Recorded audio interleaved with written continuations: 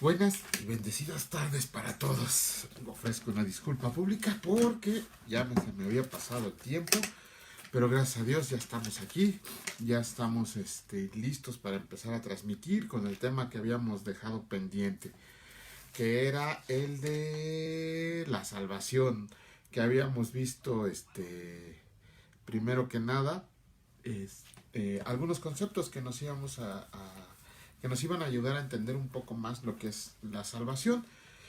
Y hoy ya vamos a ver realmente el lado práctico, ya el lado que debemos entender para poder terminar este tema tan importante.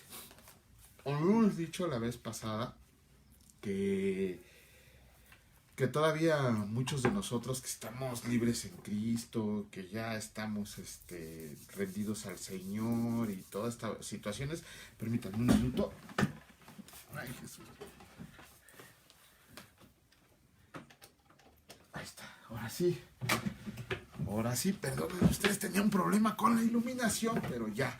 Luego dice Víctor que estoy brillando como Moisés. Bueno, y les decía entonces que todavía a veces como cristianos nosotros tenemos por ahí dudas en cuanto a si somos salvos o no, o qué está pasando, o que si se puede perder la salvación, cuestiones así que pues de verdad ya no deberían de ser preguntas que a nosotros nos afligieran en ese sentido. ¿Por qué? Este tema, como habíamos visto la vez pasada, se resume en dos grandes preguntas. La primera es, ¿está segura nuestra salvación? Y la segunda es, ¿podemos conocer esa seguridad?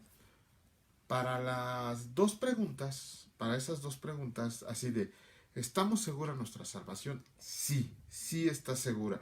Ahí muchas veces yo he visto así cuando les daba clases a los chicos o cuando a veces asistíamos a las clases de bíblica básica, al instituto, todo eso, que por ahí algún maestro nos preguntaba, a ver, levante la mano, ¿quién está seguro de su salvación? ¿Quién está en el cielo? ¿No? Eso es lo que nos preguntaban de repente. Y por ahí había todavía algunos compañeros, bueno, estábamos aprendiendo, ¿no? Había algunos compañeros que unos no levantaban la mano y otros de plano la levantaban con mucha timidez, ¿no? Cuando nuestra respuesta, cuando nos preguntan que si está segura nuestra salvación, debe de ser así, con firmeza, con seguridad. Sí, sí está segura nuestra salvación. No hay ninguna duda acerca de eso. Ajá. Eh, ¿Podemos conocer esa seguridad? Por supuesto que podemos conocer la seguridad de nuestra salvación. Toda la palabra de Dios, todo el Nuevo Testamento, todo. Señora Edith, bienvenida. Dios bendice su vida. Qué bueno verlo por aquí. Va a ver pronto todo. Bueno, ya está empezando a salir mejor las cosas. Y pronto veremos cómo el Señor ya la tiene llena de bendición. Gracias por estar aquí, señora Edith. Bueno, como les decía, ¿no? La palabra de Dios, la Biblia, nos enseña por todos lados que está segura nuestra salvación. Por todos lados nos enseña eso. Hay un montón de versículos en la palabra de Dios que nos enseña que efectivamente nuestra salvación está segura. Señora Patricia, bienvenida. Gracias a Dios por su vida. Qué bueno que está usted aquí. Gracias por permanecer tan fiel, señora. Bueno, entonces les decía, toda la palabra de Dios nos da esa seguridad de nuestra salvación. Yo les quiero dar algunos versículos que los vayan leyendo.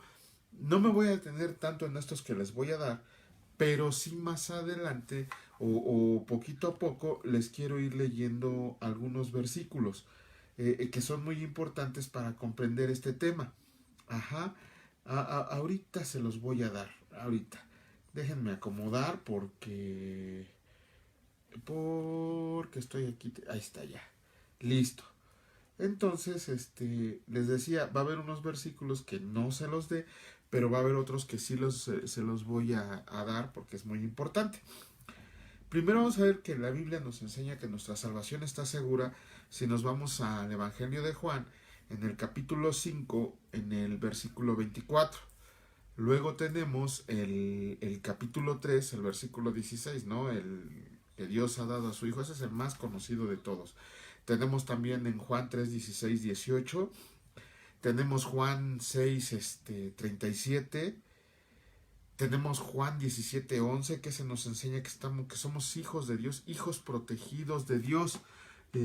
El que dijo que le... Muy bien, muchas gracias, señora Patricia, muchas gracias. Lo voy a leer y lo vamos a comentar.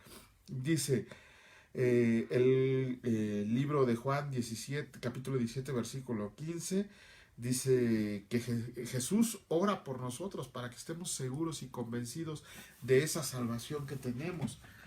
Eso es lo que hace Jesucristo por nosotros, orar por nosotros. Luego dice en el Evangelio de Juan, en el capítulo 10, los versículos del 25 al 27, nos enseña que hay un compromiso verdadero entre nosotros como ovejas y Jesucristo como el verdadero pastor. Les voy a leer este versículo, sí quiero que lo leamos, que es el de Romanos 8:1. Ese sí, les digo que algunos sí se los voy a leer, porque sí tenemos que estar bien comprendidos. Dice, fíjense bien, todos esos versículos que les acabo de dar, son los que nos dan la seguridad de nuestra salvación. ¿Estamos seguritos de nuestra salvación? Sí, estamos seguros de nuestra salvación. No hay nada que... me voy a adelantar tantito. Quiero que leamos Romanos 8:1. Como les digo, yo leo la versión Reina Valera de la versión 2015. Y que dice así, Romanos 8:1. Ahora pues, ninguna condenación hay para los que están en Cristo Jesús. ¿Qué quiere decir esto? Quiere decir que cuando nosotros ya verdaderamente aceptamos al Señor, ya tenemos la convicción, la certeza y el conocimiento de que son los elementos de la fe salvadora, ya no puede haber condenación para nosotros. Vamos a ver unos puntos en los cuales somos atacados. Y a veces eso es lo que nos hace dudar de nuestra salvación. Pero sin embargo este versículo es muy claro que ninguna condenación puede haber para los que verdaderamente están en Cristo Jesús. Para todos aquellos que ya decidimos confiar en Él, que ya le entregamos nuestra voluntad. Ya no puede haber condenación, ya nuestra salvación está segura. Ese es uno de los más claros que puede haber en la palabra de Dios para enseñarnos que nada de lo que hay aquí nos puede separar de la salvación. Eso lo vamos a ver en Romanos 8 del 35 al 39. Dice así, fíjense bien, ¿quién nos separará del amor de Cristo? ¿Tribulación o angustia, o persecución, o hambre, o desnudez, o peligros, o espada? Como está escrito, por tu causa somos muertos todo el tiempo, fuimos estimados como ovejas para el matadero.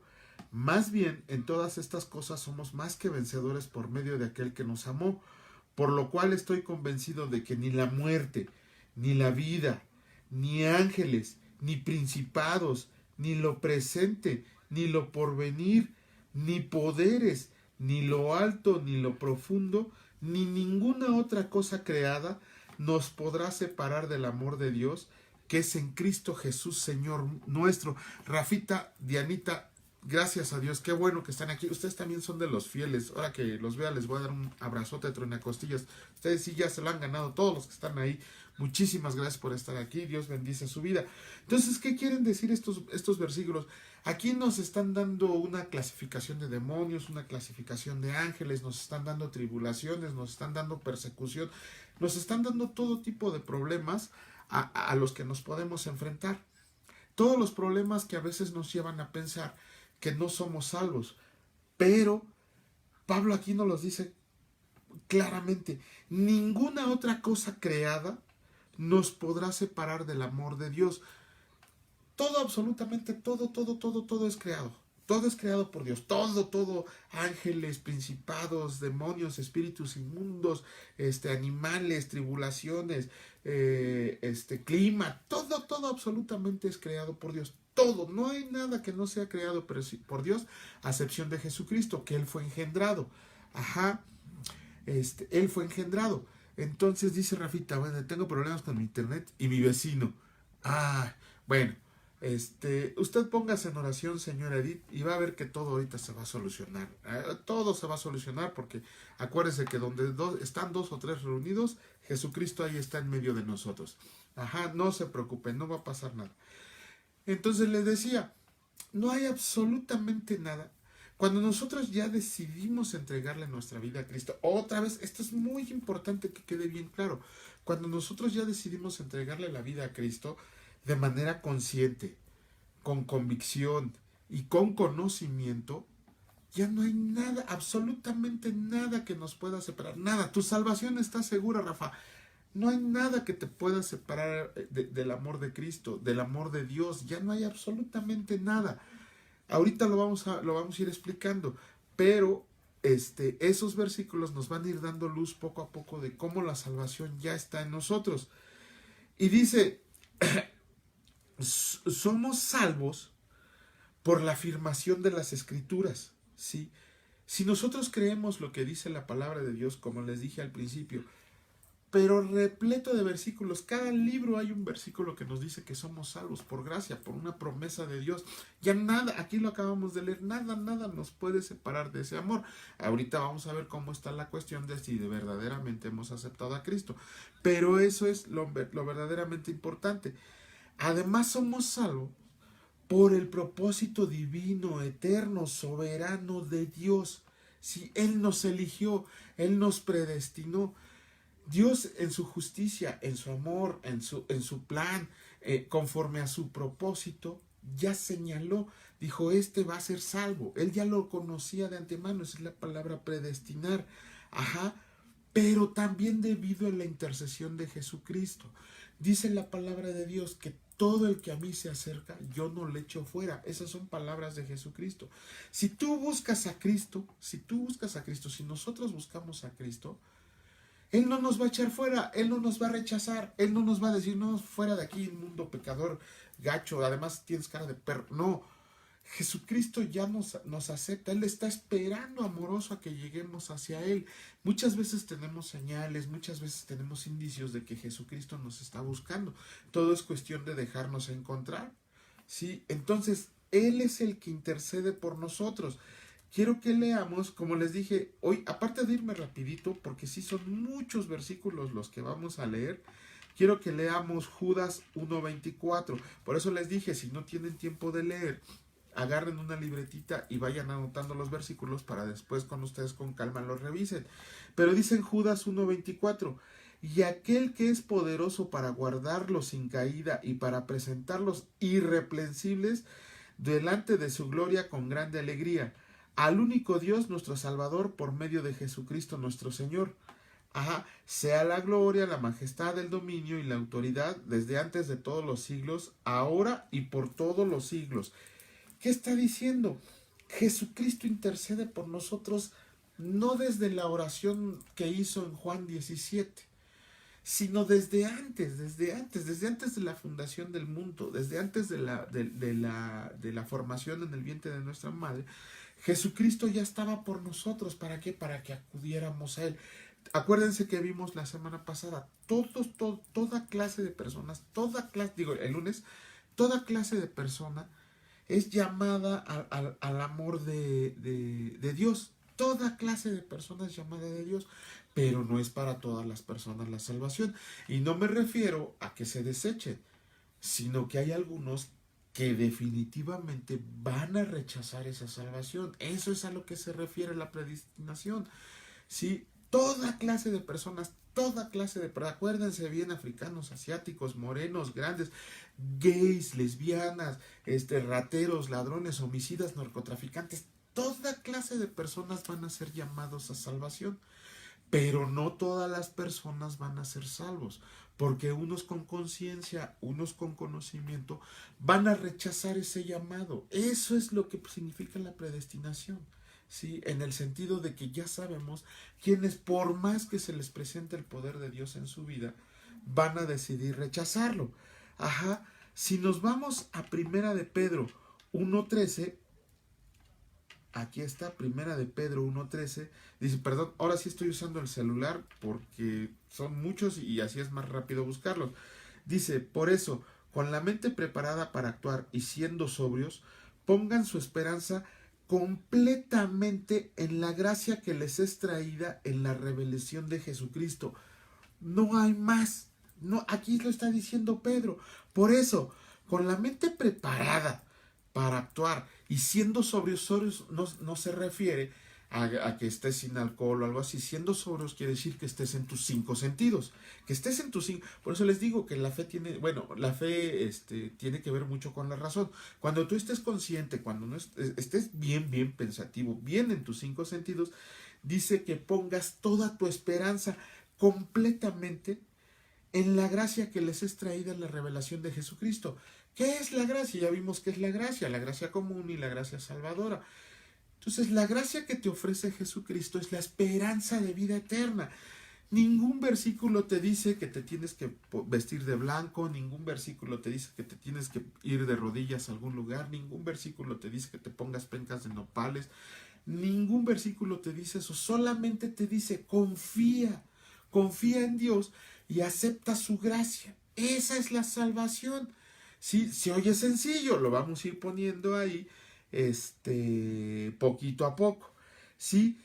Y luego nos dice también ahí en Primera de Pedro 1:3, dice así, dice que son guardados por el poder de Dios mediante la fe para la salvación preparada para ser reservada en el tiempo final. ¿Qué significa esto? Nosotros tenemos una herencia salvadora, una herencia que nos hace la esperanza de una vida eterna. ¿Y a qué se refiere esa herencia? Dice que es para una herencia incorruptible, incontaminable e inmarchitable, reservada en el cielo para ustedes. ¿Para quién? Para nosotros. No tengan dudas acerca de la salvación. Ahorita vamos a ver bien cómo vamos a ver exactamente. Ahí les voy a hacer un examen de cómo sabemos si verdaderamente somos salvos. Pero nosotros ahorita, si nos preguntan, ¿somos salvos? Sí, somos salvos. No tiene que haber duda. A ver, que ustedes en la calle, en la congregación, en la escuela, en el trabajo, les pregunten, ¿a poco tú te vas a ir al cielo? Sí, yo ya estoy en el cielo. Yo ya estoy en el cielo, mi espíritu ya está en el cielo. Para Dios no hay limitaciones temporales. Ya estamos en el cielo cuando aceptamos a Jesucristo, cuando ya tenemos esa esperanza que está reservada por nosotros, esa herencia que nos está dando. Y es una herencia incorruptible, incontaminable e inmarchitable.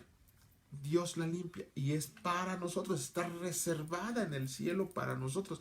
Imagínense la herencia de vida eterna que tenemos en el cielo para nosotros. Eso ya es de nosotros, eso ya es totalmente de nosotros.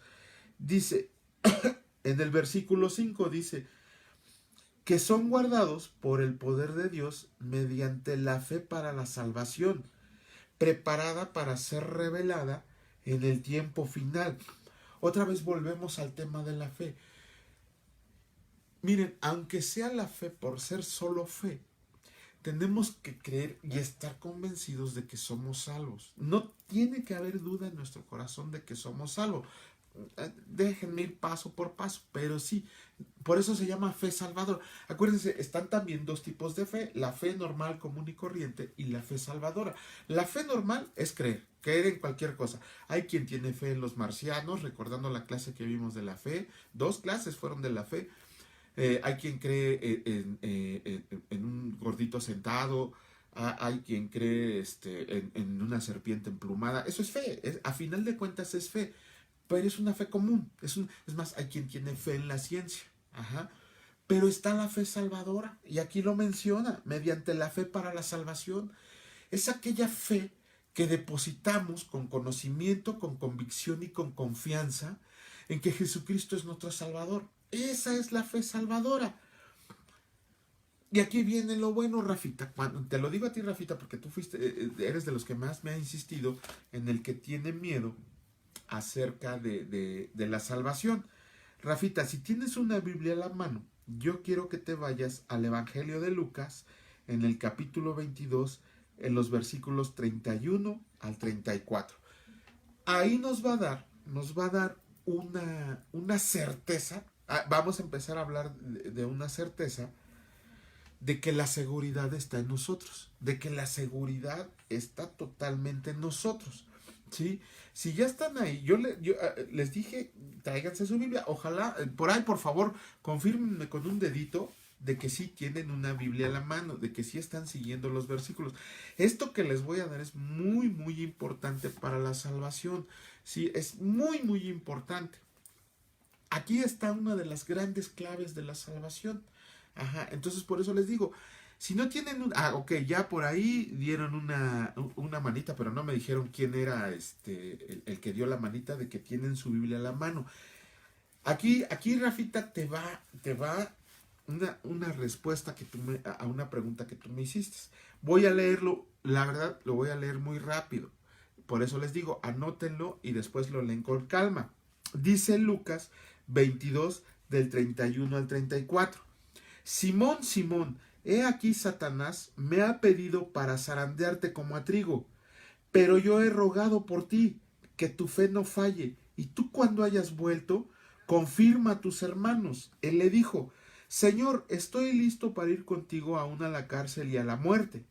Pero él le dijo, Pedro, te digo que el gallo no cantará hoy antes que tú hayas negado 3 veces que me conocen. Miren nada más, aquí, híjole, ojalá podamos estudiar a fondo estos versículos. Lo voy a dar muy rápido porque es un tema muy largo. Ya de seguro al rato me va a regañar mi esposa. Es que todo dices que siempre vas a dar y no vas a dar nada. Bueno, primero que nada, cuando Jesús le decía Simón a Pedro,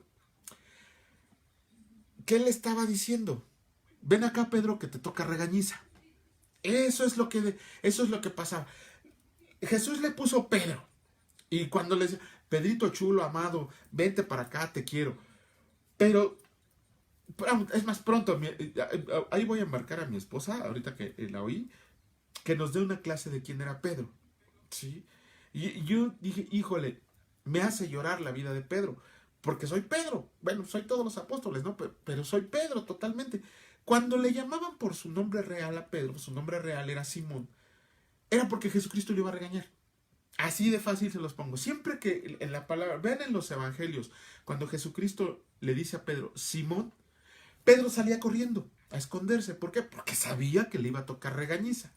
Y entonces aquí le dice, Simón, Simón, he aquí, Satanás me ha pedido para zarandearte. Imagínense, ¿se acuerdan del libro de Job? Que Dios le dio permiso a Satanás de zarandear a Job. ¿Y cómo le fue al Job? Hasta con un pedazo de vasija se rascaba la roña canina que le había dado. Aquí, y Job no tuvo aviso. Pero aquí a Pedro, Jesús le está diciendo, Satanás me ha pedido zarandearte como a ti, como a trigo. Pero ¿qué le dice Jesucristo? Pero yo he rogado por ti, yo he orado por ti, que tu fe no falle, ¿no? A nosotros muchas veces nos va a zarandear la vida. Sí, señora Patricia, creo que bueno, al final les voy a dejar esa tarea. Qué bueno, ustedes sí es de las fieles, señora Patricia. Ahorita voy a leer lo que me mandó de tarea, no se preocupe.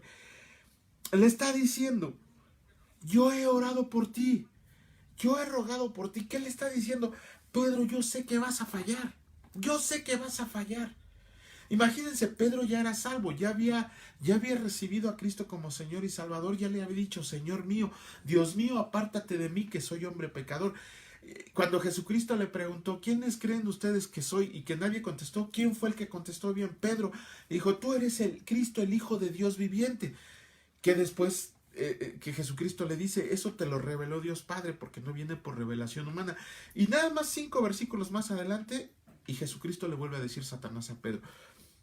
Pero ahí Jesucristo le diciendo, vas a fallar, Pedro, vas a fallar. Pero ¿qué crees?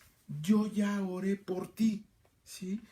Y todavía el Pedrito se llena la boca diciendo, no, Señor, pues ¿cómo crees? No, si andamos juntos, no, pues si tú vas a la cárcel yo voy contigo. Y si te matan, yo me muero contigo. Jesucristo sabía lo que iba a pasar en su omnisciencia.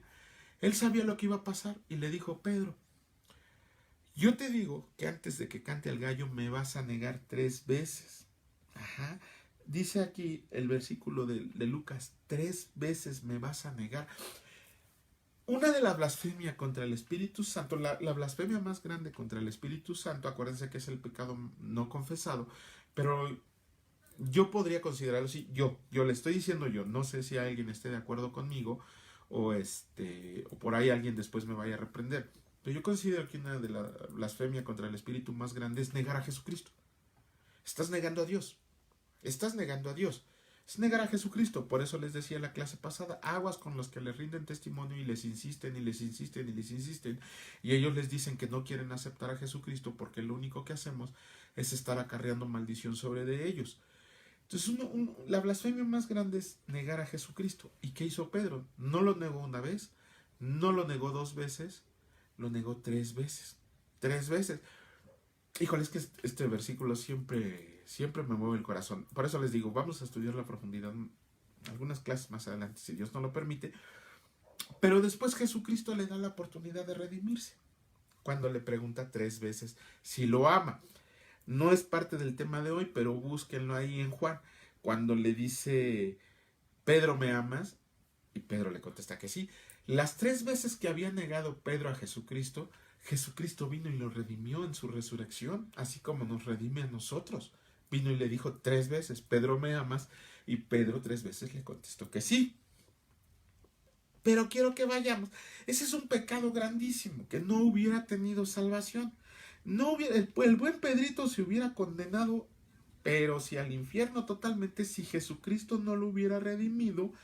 Y sobre todo, quiero que vayamos a la carta primera de Juan, ¿sí? Al capítulo 2, al versículo 1. Ajá. Dani, Juanito, qué bueno que estás aquí. Dios bendice tu vida. Ay, Juanito, ya ni te digo nada. Dice así. Miren nada más lo que dice la primera carta de Juan, en el capítulo 2, versículo 1. Hijitos míos, estas cosas les escribo para que no pequen. Y si alguno peca, abogado tenemos delante del Padre, a Jesucristo el justo. ¿Qué quiere decir? Tú vas a pecar, siempre vamos a pecar.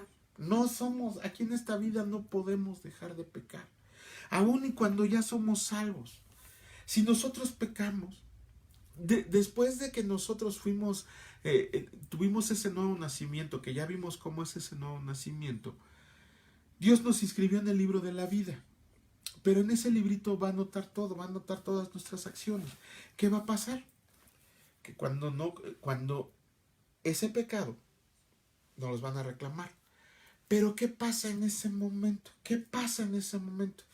Jesucristo salta entre nosotros y Dios y dice: perdón, Padre, pero yo ya pagué por este. Ay, Dios. Nada más imagínense eso. O sea, tú pensando que no eres salvo y todavía te ponen en tribunal. Ya les dije que el tribunal va a ser para la corona que vamos a recibir. Los que ya somos salvos no vamos a tener condenación. Lo acabamos de ver en Romanos 8.1 y en Romanos 8 del 34 hasta donde acaba. Si no hay condenación. Y también dice que Satanás nos va a acusar. Satanás nos va a acusar. Pero ¿quién va a saltar? Imagínense nada más que Jesucristo sale. Es más, que ya está Juanito delante de la presencia del Padre. Y ahí estoy yo todo preocupado por los pecados que cometí. ¿Qué va a pasar? Que Jesucristo le va a brincar y va a decir: Señor, yo ya pagué por ese. Y por todos nosotros. Ya está seguro. No hay, ¿cómo te diré? No tiene que haber duda en cuanto si eres salvo. No, tu salvación está segura. Siempre que te pregunten: ¿tú eres salvo? Sí, soy salvo. Ajá. Ahora bien, ¿cómo sabemos que está segura nuestra salvación? ¿Cómo sabemos? Ya vimos, ¿está segura nuestra salvación? Sí, totalmente está segura. Pero ahora viene la otra parte. ¿Cómo sabemos que está segura nuestra salvación? Ok, nosotros recibimos a Cristo. Algún día alguien nos presentó a Cristo. Y dijimos, sí, te acepto, Señor, como Señor y Salvador, y te entrego mi vida, y perdóname mis pecados, y shalala, y sentimos bien bonito, y nos fuimos y todo. Pero en realidad, yo les puedo decir que el 90%, el 95% de la gente que acepta a Cristo en ese momento, dice, en cambio, para los que fueron elegidos, pero Dios, sean judíos o no, Dios ha manifestado su poder y su sabiduría en la muerte. Gracias, señora Patricia, amén. Gracias por eso. Entonces decía, nosotros bien contentos decimos, es más, por ahí un predicador decimos, no, sí, para acordar que este día fue salvo, lo voy a anotar aquí en mi Biblia, ¿no? Híjole, el día no lo recuerdo, el día que verdaderamente me convencí de que era salvo, creo que fue por ahí de abril de 2003, ¿no? Pero muchos de nosotros agarramos y tenemos bien presente esa fecha como si fuera un cumpleaños. ¿Qué creen? La salvación no se da en el día en que nosotros recitamos una oración, que es muy diferente a recibir a Cristo. La salvación no se da en el día que recitamos una oración. La salvación se da en el día en que verdaderamente recibimos a Cristo como Señor y Salvador. Y eso es cosa del Espíritu Santo. Nosotros no tenemos nada que ver. Nosotros es el poder del Espíritu de Dios actuando de nosotros. Es el nuevo nacimiento. Es el tener el convencimiento de que ya Jesucristo nos salvó. Tampoco la salvación nos da porque asistimos cada domingo a la iglesia y estamos escuchando al predicador y estamos compartiendo con los hermanos. No se da por asistir a la iglesia. Ajá. ¿Cómo tenemos esa certeza, esa seguridad de la salvación? Esa seguridad de la salvación es una certeza, es cierto, la palabra certeza es cierto, es verdad, ¿sí? Es el sentimiento de saber algo que es verdadero. Esa es la certeza. La certeza, ese es el sentimiento de saber que algo es verdadero. Por eso la certeza es una bendición. La certeza es una bendición, el saber que verdaderamente somos salvos. Eso es una bendición. Pero ojo, esa certeza de nuestra salvación se puede perder cuando caemos en desobediencia. Ajá. Porque yo a los chicos les enseñaba ahí en Mahanaim que esta es la salvación, este circulito, ay, voy a hacer un corazoncito, ¿no? Así, no. Un circulito, este es un círculo. Ajá. Y esta es la bendición de Dios. Y nosotros estamos caminando, llegamos ahí y empezamos a protegernos con ese círculo de bendición. Pero cuando desobedecemos, por ejemplo, podría ser que ya no le tengo, por supuesto, Señor, ya no, y ahorita vamos a ver lo del mundo. Muy buen punto.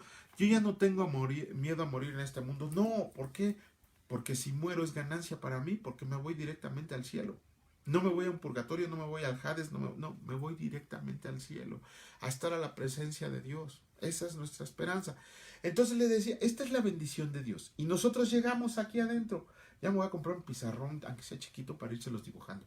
Ajá, dice, ni siendo bautizados. No, el bautizo no da la salvación.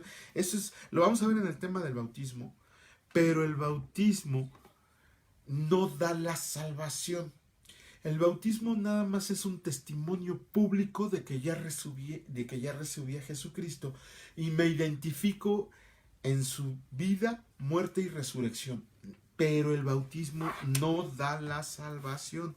Eso que quede muy muy claro, es un testimonio público de que me identifico con la vida, muerte y resurrección de Jesucristo. Nada más es gritarle al mundo, yo ya tengo a Cristo, pero no da la salvación. Después vamos a tocar ese punto. Perdón por irme muy rápido, pero sí, es que quiero hacerles ese examen para que ustedes se autoexaminen para ver si son salmos o no. Pero entonces les decía, aquí está la bendición, pero ¿qué pasa cuando caemos en desobediencia? Desobediencia es no hacer la voluntad de Dios. Ajá, así de fácil lo vamos a ver ahorita. Entonces yo Juan Antonio, en vez de conservarme dentro del círculo de bendición, agarro y me voy al mundo. Digo, es que allá afuera está bien padre, ¿no? Aquí adentro es puro alabar, puro orar, puro comunión con Dios, y la neta, pues yo quiero seguir yendo a fiestas, yo quiero seguir probando cosas que no había probado. Caemos en desobediencia. ¿Qué pasa entonces? Entonces sí se puede perder por la desobediencia a la voluntad de Dios. Y ni siquiera es que Dios te la quite. Dios no te la quita. ¿Por qué? Porque ya vimos en su palabra que la salvación está segura. Tú eres el que decide salirte de ese círculo de desobediencia. Nosotros somos los que decidimos salirnos de ese círculo. Aquí está la salvación. Tú ya llegaste aquí a la salvación. Y la salvación Dios ahí la tiene. Ahí está. ¿Se acuerdan que les platiqué que una sola vez basta? ¿Qué pasa si tú estás bien protegido dentro de este círculo de salvación y de repente, por una sola vez dices, pues me voy a ir con mis cuates a la esquina a chupar, a meterme cosas que no me debo de meter, o voy a estar ahí con otra persona que no es mi esposa, nada más va a ser una vez, total, ¿quién se va a enterar? Se va a enterar Dios. ¿Qué tal si en ese momento es el arrebatamiento? Paparuchas, te quedas a sufrir la tribulación y quién sabe si tengas salvación.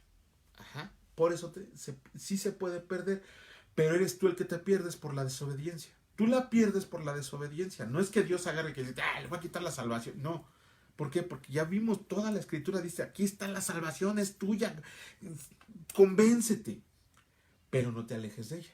Eso es, la salvación no la quita Dios, pero sí la puedes perder por desobediencia. Por desobediente te vas fuera de ese círculo de bendición. ¿Qué pasa?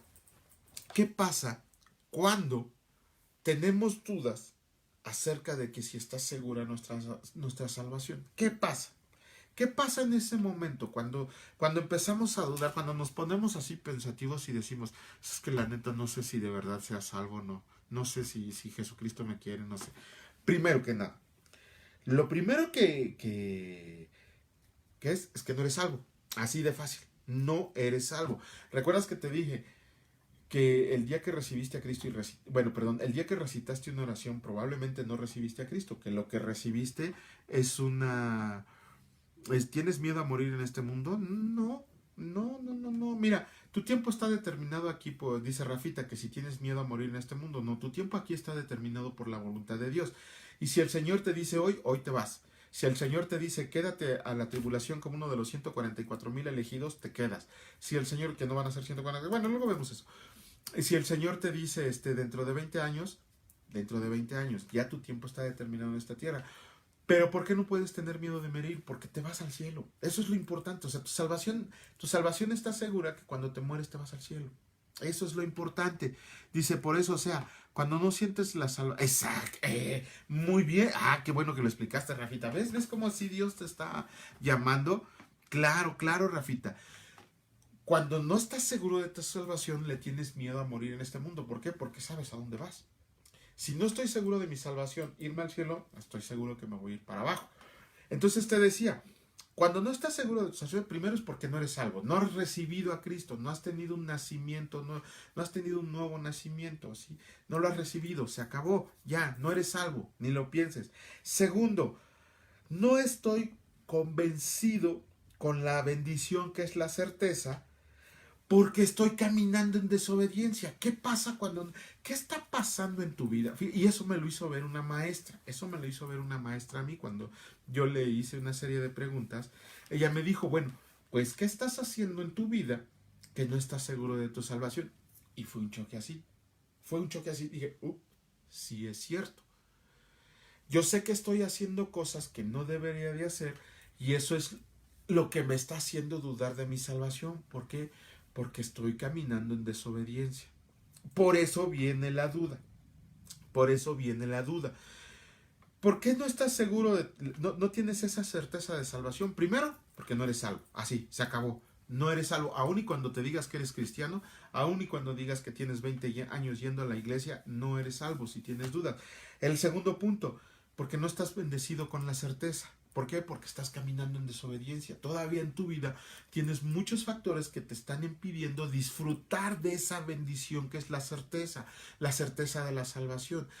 Tienes que analizarte tú mismo para ver qué estás haciendo, que son cosas que no le agradan a Dios. Y el último punto, cuando no estás seguro de tu salvación, ¿por qué crees que sea? Porque te está zarandeando Satanás. porque te está agarrando así, porque te está dando de cachetadas. ¿Qué pasó con Job? ¿Qué le dijo Satanás a Dios? Ah, sí, pues ese varón es perfecto delante de ti. Bueno, en lo que he aprendido es que no entiendo cuando la paz de Dios nos ayuda a no preocuparnos de nada. Ah, déjeme leerlo bien su comentario, señora, porque no lo puedo leer bien aquí. Ah, ahora sí, aquí sí.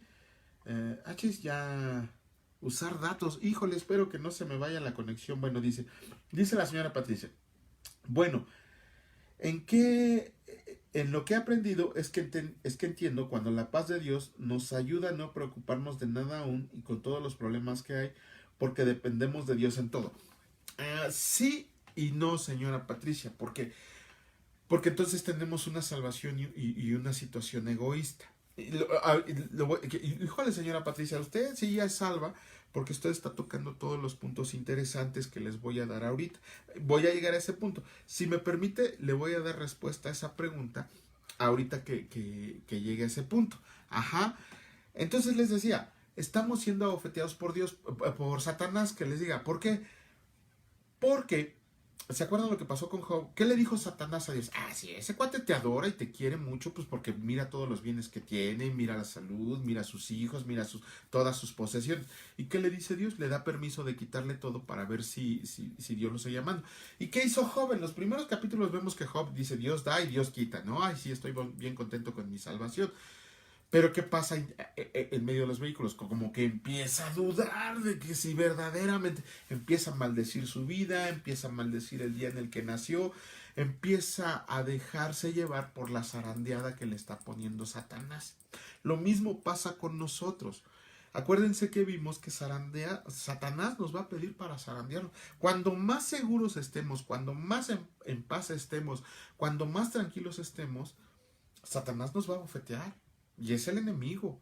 Pero ya vimos, abogado tenemos para con el Padre, que es Jesucristo nuestro Salvador, dice la señora Patricia, hay que depender de Dios en todo. Sí, por supuesto que hay que confiar total y plenamente en Dios para que nos salve de eso.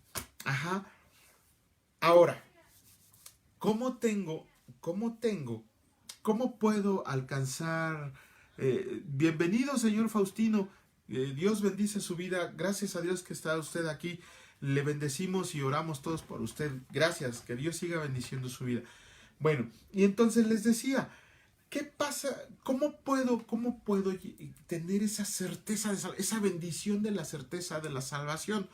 Ok, hay dos cosas muy importantes que tú tienes que manejar en tu vida para que veas cómo puedes agarrar esa certeza.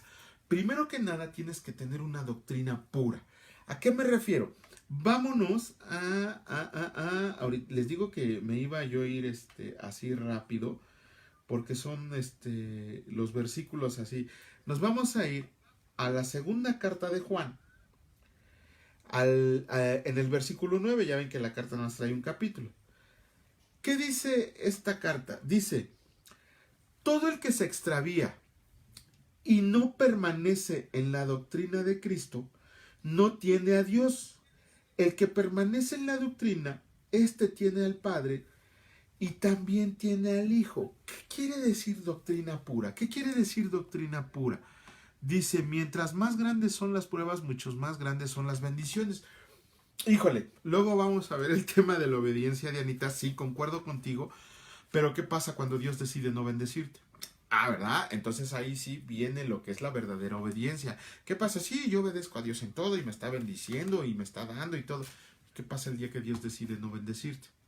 ¿No? Lo vamos a ver más vamos a ver el tema de la obediencia. Bien bonito que está ese tema para que nos veamos completamente cómo es la obediencia.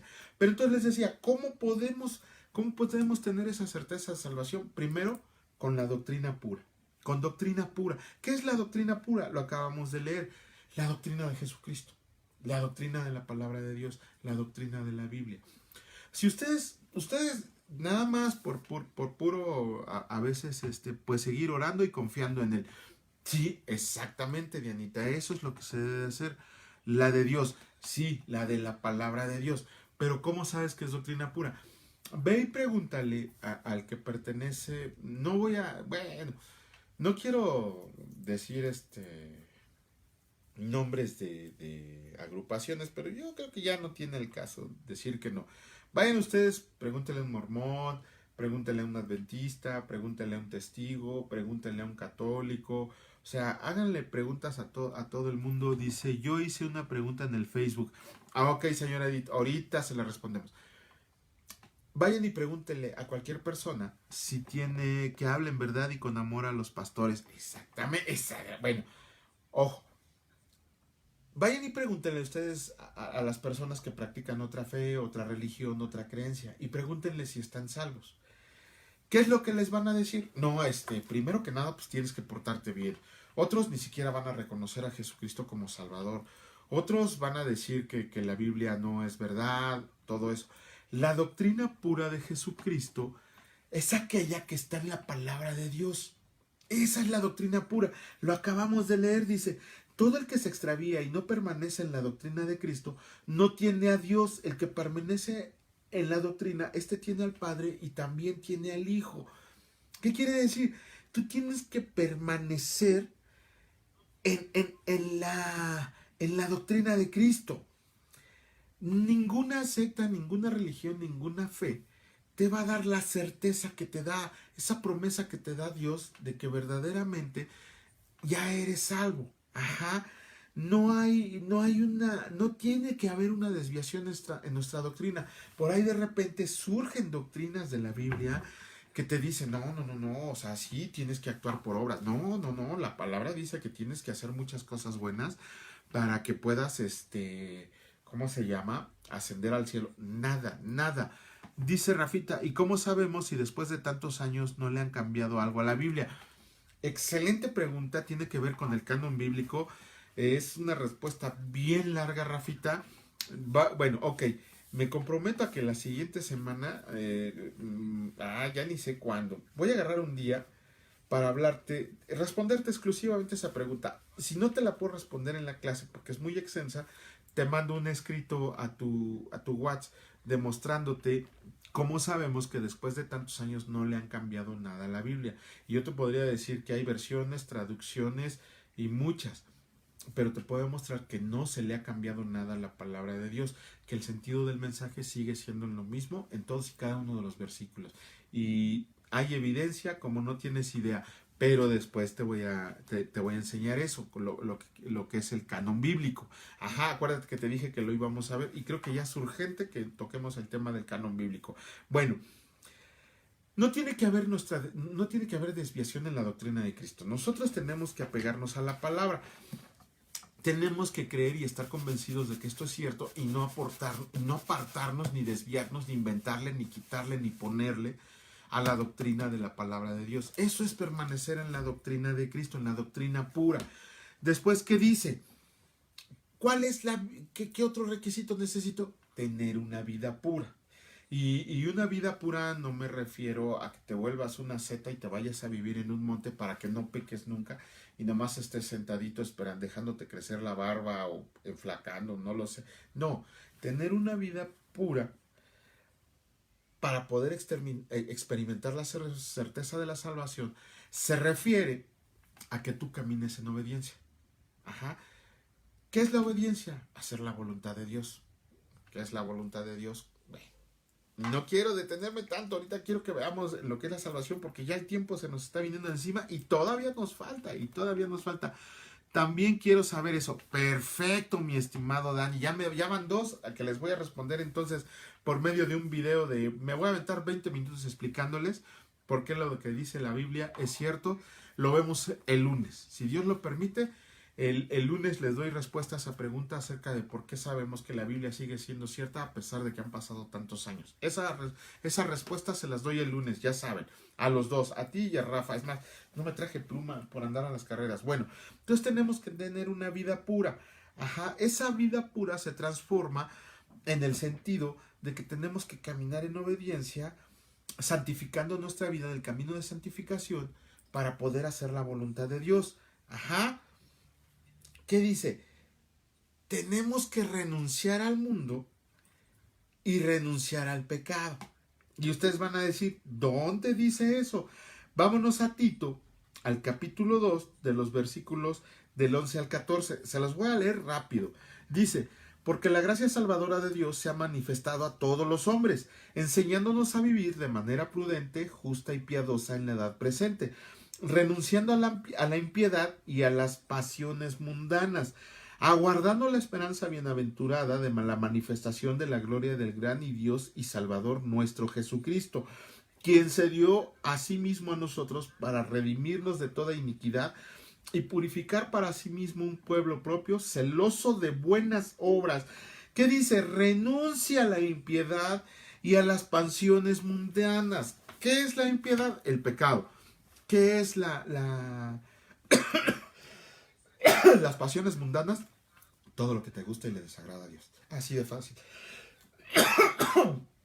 ¿Te gusta empinar el codo? Sáquese. Y hay que dejarlo de hacer. ¿Te gusta meterte sustancias prohibidas? Sáquese. Hay que dejarlo de hacer. ¿Te gusta el chisme? Sáquese. Hay que dejarlo de hacer. ¿Te gusta criticar a los demás? Sáquese. Hay que dejarlo de hacer. Inclusive hay cosas buenas que parecen buenas y que parece que estamos agradando a Dios y en realidad no le agrada a Dios. Hay que saber discernir cómo caminar en la voluntad de Dios. Ahora bien, la salvación, la certeza, dice, todo look es placentero. Ah, sí, sí, la verdad sí. A veces es vanidad, ¿no? Vanidad de vanidades, todo es vanidad, dice el predicador en Eclesiastés, ¿no? Todo es vanidad. Es más, el hecho de decir, ya no voy a pecar, ya, desde ahí estás cayendo en soberbia, ¿sí? Mejor deja que se haga la voluntad de Dios en tu vida.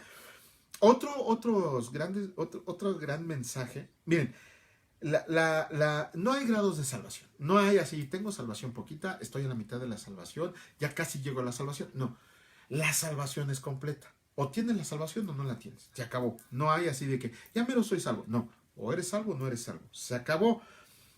Y esa salvación se debe de basar en una fe salvadora. ¿Recuerdan qué es la fe salvadora? Conocimiento de Dios. Conocimiento de quién es Dios, que lo estamos viendo los miércoles y que ya tiene un buen rato que no hemos hablado de Dios los miércoles. Eso es la fe salvadora. Conocer de Dios, conocer cada día de Dios. Un conocimiento santo, un conocimiento práctico.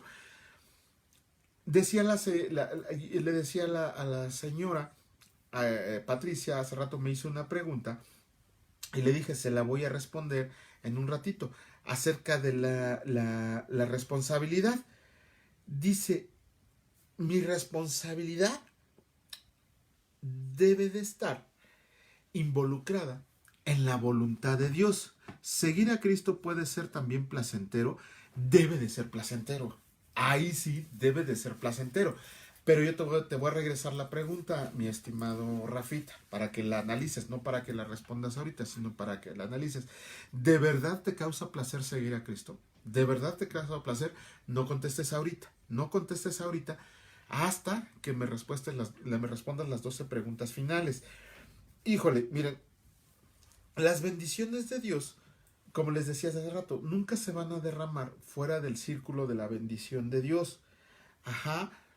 Ya no hay duda, cuando tú estás dentro de ese círculo de bendición, tú no tienes que que salirte de ese círculo de protección.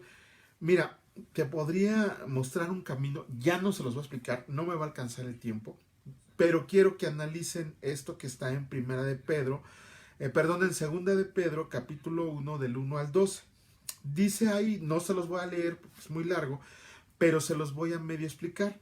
Ahí Pedro nos da como una escalerita para ir primero que nada nos da una escalerita como para hacer un discipulado personal, para ser buenos discípulos de Cristo, pero se puede aplicar a muchas áreas de la vida esa escalerita.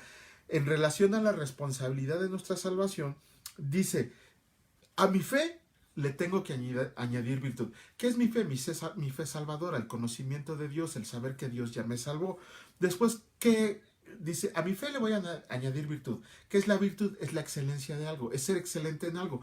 ¿Cuál es nuestra excelencia? Ser unos varones a la medida de la estatura de la plenitud de Cristo. Esa es nuestra excelencia, no hay más, no hay más. De un cuchillo su excelencia puede ser su filo, de un libro su contenido, pero la excelencia de nosotros como hijos de Dios tiene que ser llegar a tenemos que tener la mente puesta en llegar a ser como Jesucristo. A esa virtud le tenemos que añadir conocimiento, pero no conocimiento mundano. No está mal el conocimiento mundano, pero el conocimiento que habla aquí es el conocimiento de Dios. Sabiduría práctica, lo que vemos los miércoles, el estar viendo cómo es Dios, quién es el Espíritu Santo, quién es Jesucristo, todo eso lo estamos viendo. Dice, sí necesitamos un pizarrón o hojas de rotafolio para la cita. Sí, tiene usted mucha razón, señora Edith.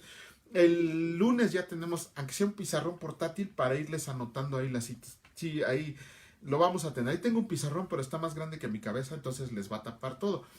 Pero sí les voy a poner, sí me comprometo a tener el pizarrón para el lunes. Bueno, después dice, al conocimiento, que es sabiduría práctica, le voy a añadir dominio propio.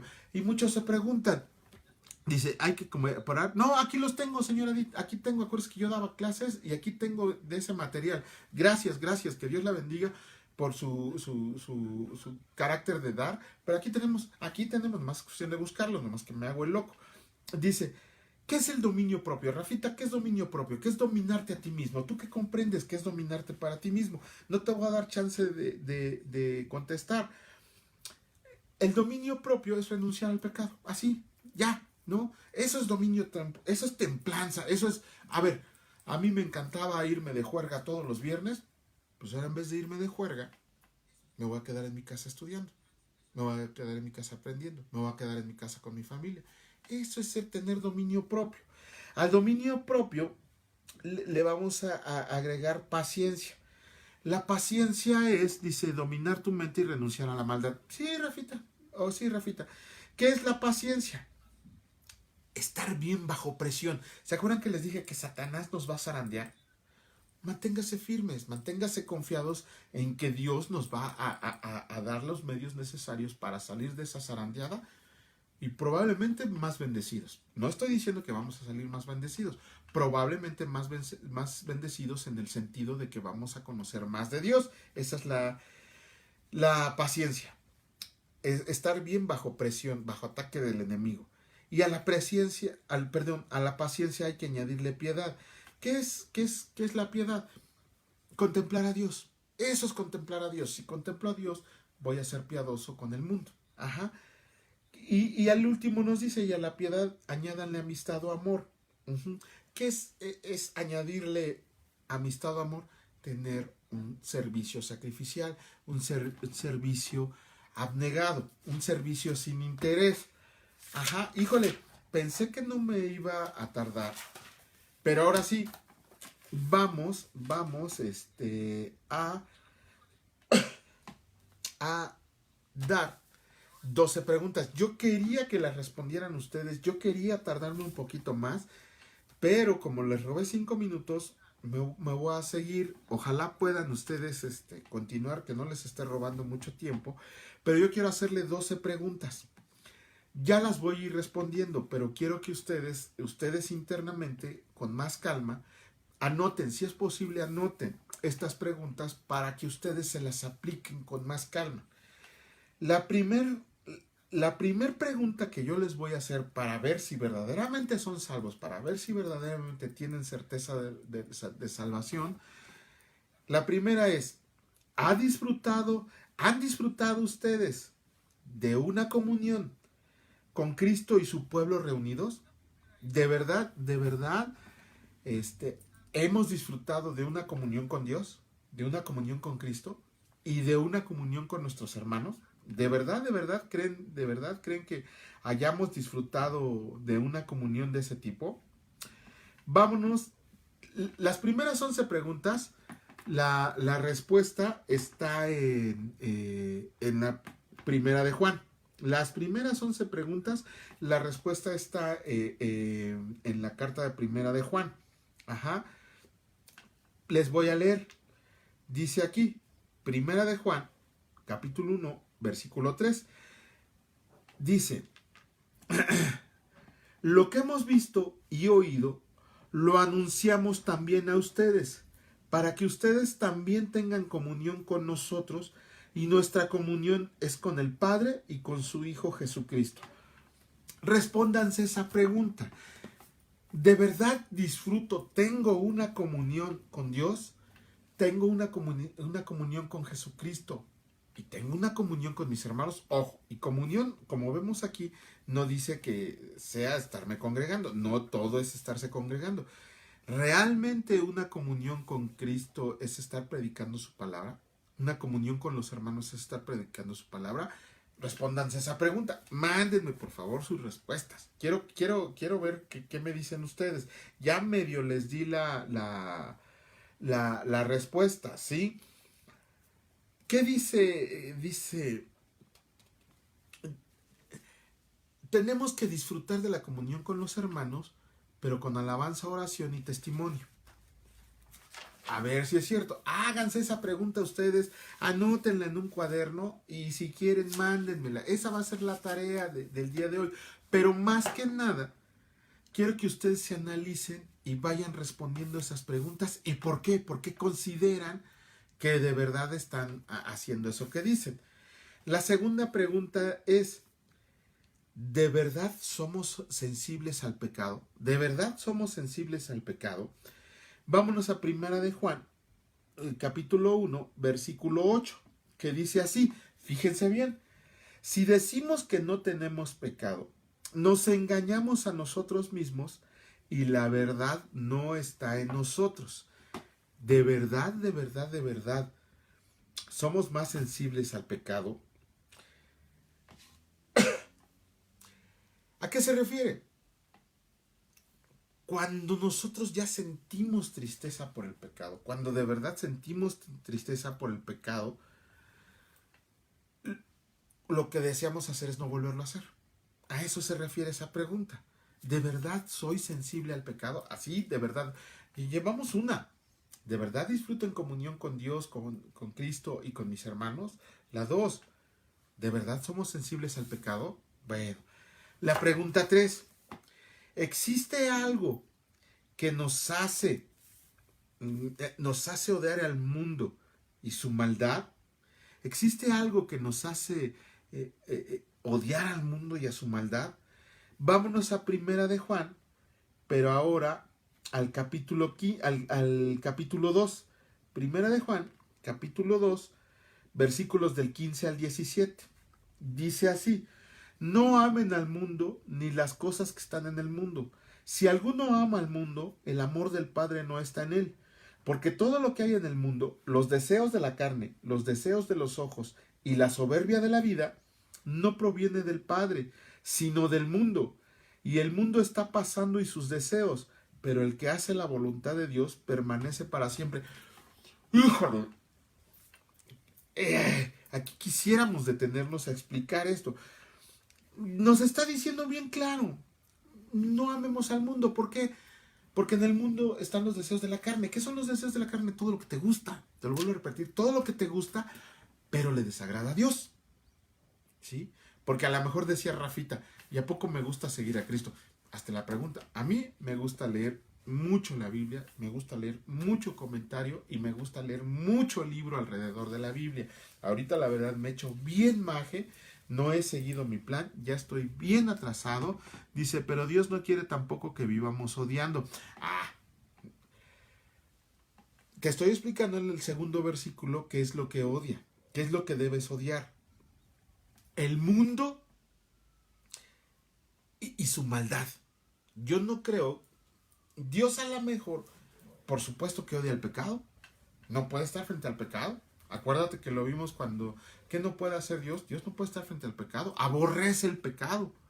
Y así como Dios aborrece el pecado, tú también tienes que aborrecer el pecado. Ojo, te lo repito, Dios ama al pecador, pero aborrece al pecado.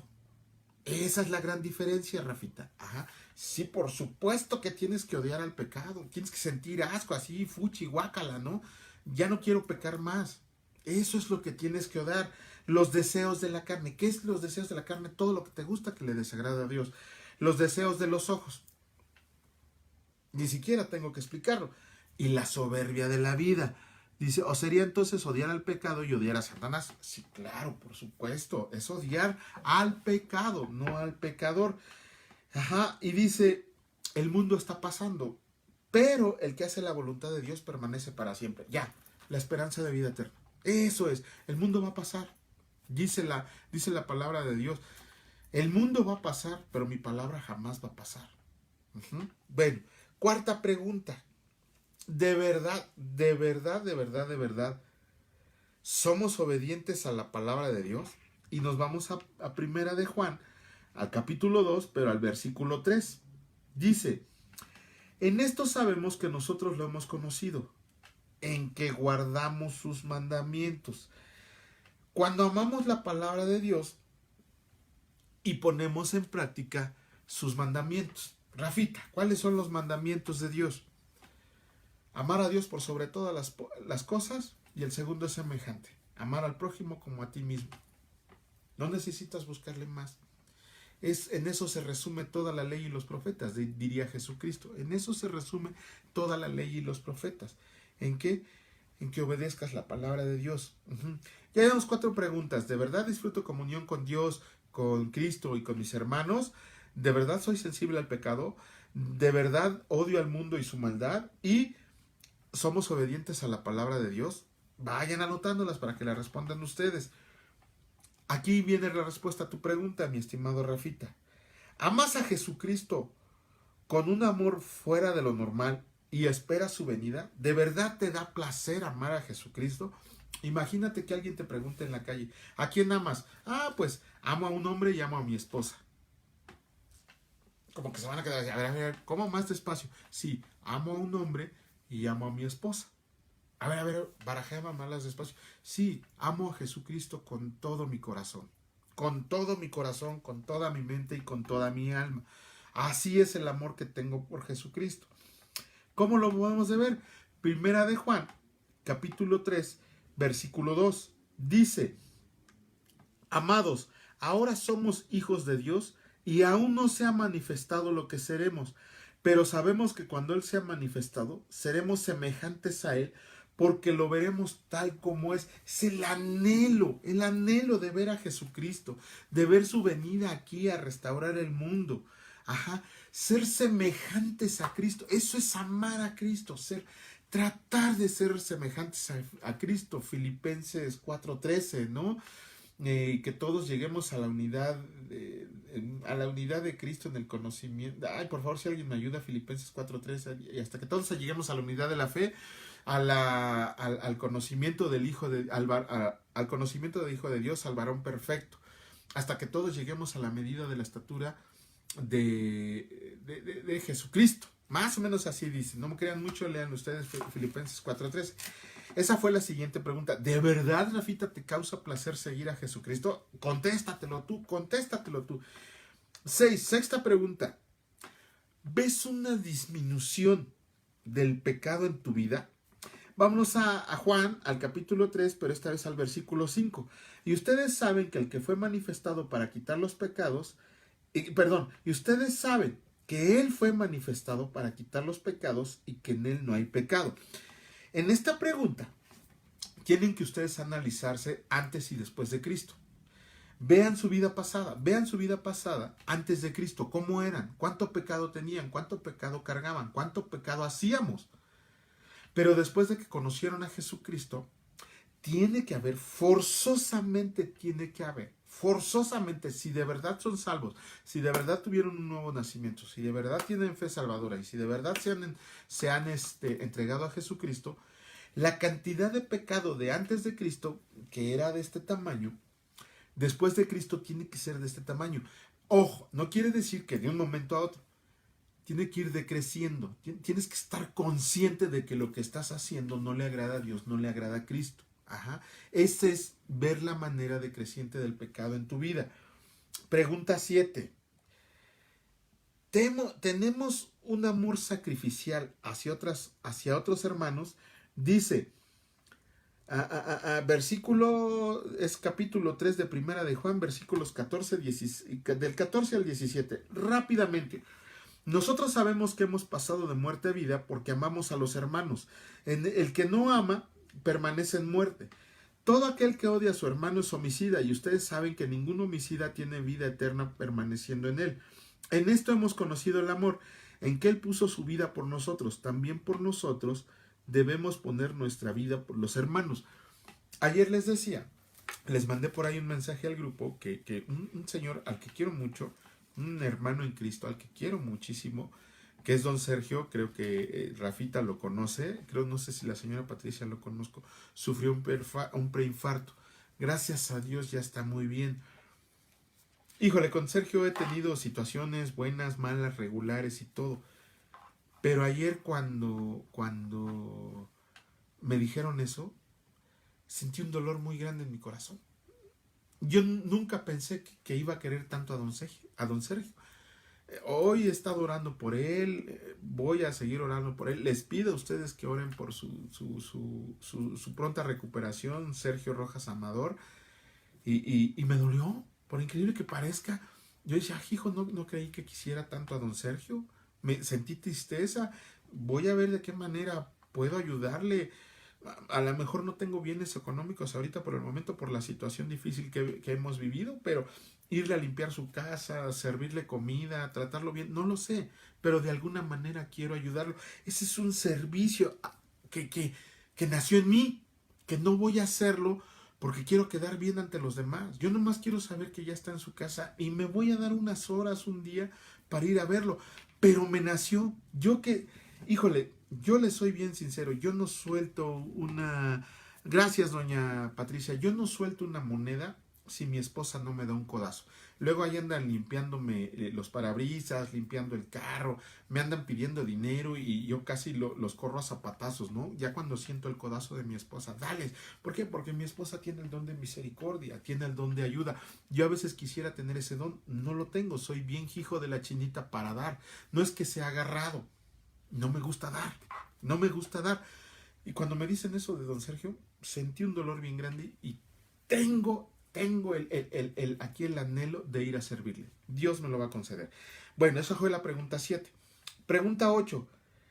¿De verdad experimentamos la gracia en nuestra vida? ¿De verdad? Perdón, experimentamos la oración. Perdón, yo me equivoqué. ¿De verdad? A ver, esta es muy buena pregunta. Y está aquí en el versículo 22 del capítulo 3 de Juan. Fíjense bien lo que dice. Y cualquier cosa que pidamos, la recibiremos de Él, porque guardamos sus mandamientos y hacemos las cosas que son agradables delante de Él. A ver, háganse esta pregunta. Después de esas 6 que se han hecho, vamos a hacernos esta pregunta. Digo, porque yo también me las he estado haciendo y digo, hijo, ¿de verdad, la octava pregunta, de verdad Dios ha respondido mis oraciones? ¿De verdad? ¿De verdad? ¿De verdad he visto la acción de Dios en mi vida? Así, así, así. ¿De verdad? Respóndansela. Vámonos a la pregunta 9. Dice, vamos a hacernos esta pregunta. ¿Vemos nosotros la obra de Dios, la obra del Espíritu Santo, su testimonio en nuestro corazón? ¿De verdad hemos visto dones espirituales en nosotros? Primera de Juan 3:24 dice, y el que guarda sus mandamientos permanece en Dios y Dios en él, y porque esto sabemos que él permanece en nosotros por el Espíritu que nos ha dado. ¿De verdad tenemos el Espíritu Santo? Lo vimos en Nuevo Nacimiento. ¿De verdad tienes el Espíritu de Dios? ¿De verdad has manifestado dones espirituales? Los dones espirituales los tienes todos, porque Dios da sin medida. Dios da así, órale. Como los bancos antes que repartían tarjetas de crédito. Órale, ahí las aventaban a ver quién las cachaba, ¿no? Así es Dios. Dios les da y les da todos los dones, todos los talentos, todo lo que ustedes quieran. Nosotros no lo sabemos reconocer. Y aquí en esta pregunta ustedes se la van a hacer. ¿De verdad, de verdad he visto la acción del Espíritu Santo en mi vida por medio de los dones espirituales? Vámonos, bueno, no, vamos a dejarlo aquí. No. La acción del Espíritu Santo. La acción del Espíritu Santo tiene que ver como una afirmación de que le pertenecemos a Dios. Esa es la verdadera acción del Espíritu Santo. ¿Cómo? Cuando ya tenemos el Espíritu de Dios en nosotros. Es una afirmación de que le pertenecemos totalmente a Dios. Ya, así, ¿sí? ¿Cuál es la pregunta número 10 que nos tenemos que hacer? Esta está bien buena también. De verdad, sabemos hacer la diferencia entre una verdad espiritual y el error? Vámonos a Primera de Juan, capítulo 4, versículos del 1 al 4. Dice así: amados, no crean a todo espíritu, sino prueben si los espíritus son de Dios, porque muchos falsos profetas han salido de este mundo. En esto conozcan el Espíritu de Dios. Todo espíritu que confiesa que Jesucristo ha venido en carne procede de Dios. Y todo espíritu que no confiesa a Jesús no procede de Dios. Este es el espíritu del anticristo, del cual han oído que había de venir y que ahora ya está en el mundo. Hijitos, ustedes son de Dios y los han vencido, porque el que está en ustedes es mayor que el que está en el mundo. ¿Cuántas veces hemos oído predicadores de internet, predicadores de YouTube, predicadores en el radio, predicadores en la tele, predicadores en las iglesias, predicadores en las congregaciones, que vienen y nos quieren traer una doctrina diferente? Cuando tú ya tienes el Espíritu de Dios, te brinca aquí adentro, y te brinca acá adentro. A ver, ¿qué está diciendo este cuate? O sea, lo que está diciendo es una barrabasada. Lo que está enseñando no tiene nada que ver con el Espíritu de Dios. Absolutamente nada que ver con el Espíritu de Dios.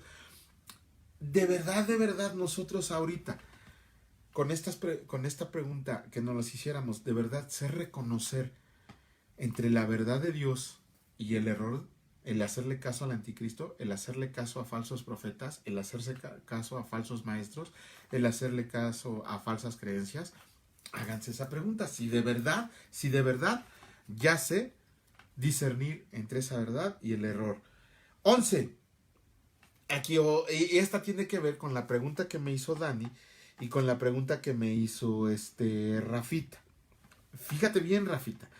Vámonos a la carta de Juan, a la primera carta de Juan, al capítulo 5, al versículo 1. Dice aquel: todo aquel que cree que Jesús es el Cristo es nacido de Dios, y todo aquel que ama al que engendró, ama también al que es nacido de él. ¿Qué quiere decir esto? ¿De verdad, crees el orar en lenguas es un don? Sí es un don, señora Edith. Podría decirle ahorita que a lo mejor es un don ya no tan necesario, o que tiene por ahí sus defectos, o bueno, no defectos, tiene por ahí sus situaciones que tendría que haber otras cosas para que se pudiera manifestar el don de lenguas. Así rápidamente, ya para acabar. Si el don de lenguas lo manifiesta usted solamente frente a un grupo de personas, eso no es más que presumir.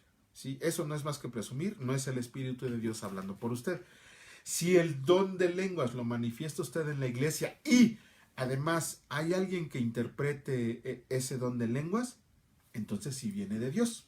Aguas no, porque pues, luego el corazón o la mente nos juegan malas pasadas, en el sentido de que creemos que lo que estamos haciendo es del Espíritu Santo, y la verdad son cosas que está haciendo nuestro corazón o nuestro cerebro, ¿sí? Entonces, si usted ora en lenguas y está sola frente al Padre, no tendría caso. ¿Por qué? Pues porque está hablando con Dios y Dios conoce su lenguaje. Segundo, si usted ora en lenguas en frente de un grupo de personas, yo le podría decir que a lo mejor es un éxtasis mental, o por lo que hacen muchos hermanos, presumir que tienen una comunión con Dios. El verdadero don de lenguas se debe de manifestar frente a un grupo de personas siempre y cuando haya un intérprete. Siempre y cuando haya un intérprete que esté diciendo lo que ese hermano quiere, lo que Dios le está diciendo en ese momento. Ese es el don de lengua real, cuando hay un intérprete. Cuando hay un intérprete que se lo dé al mundo, y lo dice la palabra. ¿De qué le serviría a usted hablar en lenguas frente a un grupo de personas? De nada. ¿Por qué? Porque no está ni edificándose usted, ni edificando a la iglesia. ¿Por qué? Porque no está dando un mensaje que ni usted entiende. Entonces, el don de lenguas tiene que haber un intérprete. ¿Por qué? Porque edifica al cuerpo de Cristo. Así de fácil. Luego vamos a ver los dones espirituales. Entonces, 11. ¿De verdad creo lo que dice la Biblia? ¿De verdad no tengo dudas? ¿Verdad, Juanito? ¿Verdad, Rafita? ¿De verdad creo lo que dice la Biblia? ¿O tengo dudas acerca de lo que dice la Biblia? Yo no tengo absolutamente ninguna duda de lo que dice la palabra de Dios, y el lunes se los demuestro. Ahora, 12. La última pregunta. ¿Alguna vez han sido, exactamente, un intérprete y una confirmación, ¿alguna vez han sido atacados por su fe? Ojo, no me refiero a que venga alguien y les diga, aleluya, te lavaron el cerebro, estás bien tarado por creer en algo que no existe, la Biblia ha sido manipulada, la Biblia no es verdad lo que dice.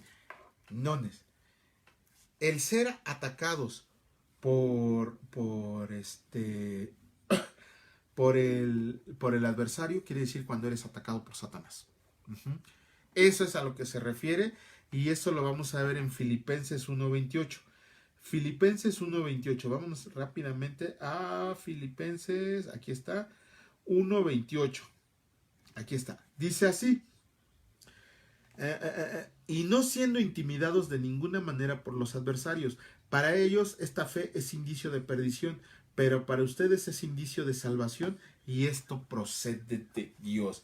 Aún y cuando ustedes sientan que el que los está atacando es una persona, en realidad es un espíritu inmundo que les está sembrando dudas en cuanto a si son salvos o no, mándenlo bien lejos.